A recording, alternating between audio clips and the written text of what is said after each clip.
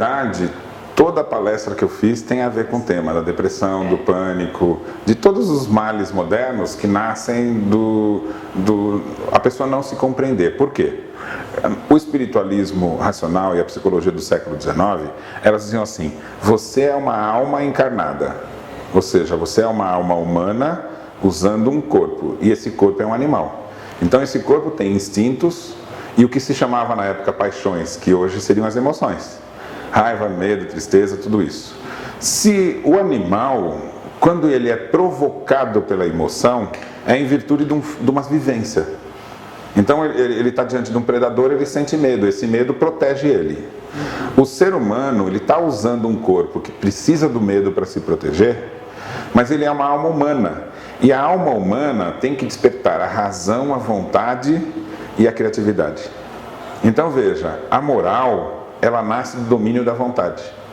Então quando você se prende a fatos, por exemplo, vive um fato muito triste, extremamente marcante, uma perda, por exemplo, de um parente que era muito representativo para você. O animal, ele vive essa situação da perda também. Só que ele vive naquele instante. Depois, outras sensações e ideias vão surgindo no caminho dele e ele se liberta daquela tristeza.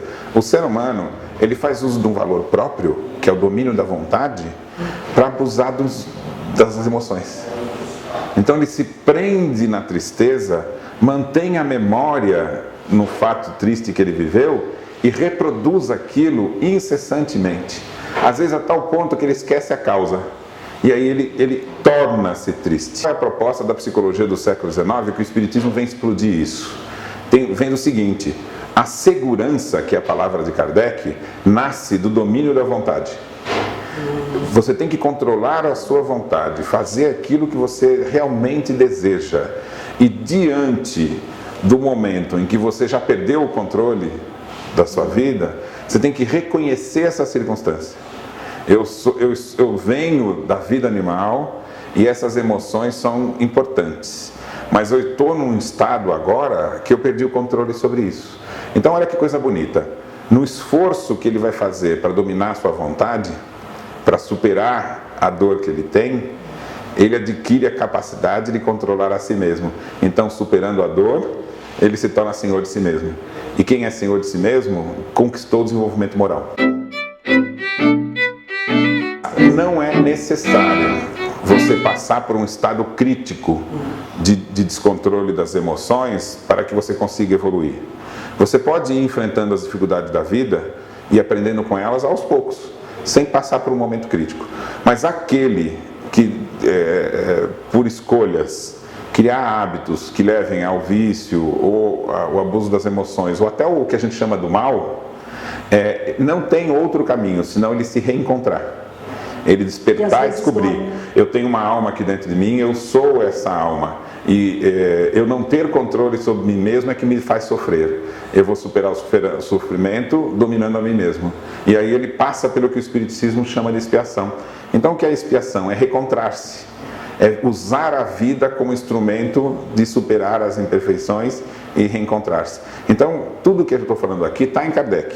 Só que o olhar da psicologia do século XIX e das ciências filosóficas faz você entender o início da conversa, no que Kardec se baseou para falar com os espíritos.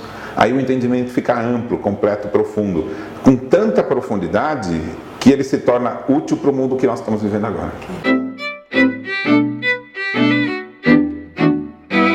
Olha, que não é necessário ao ser humano enfrentar grandes desafios para conseguir conquistar a felicidade.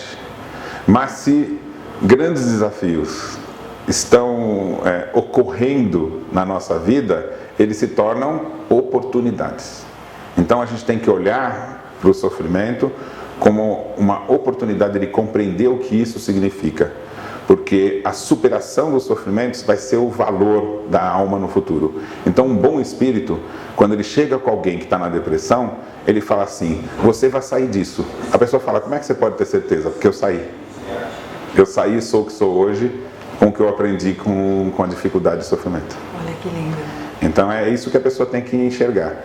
Isso vai se tornar a oportunidade de eu me tornar uma alma grande, forte e feliz.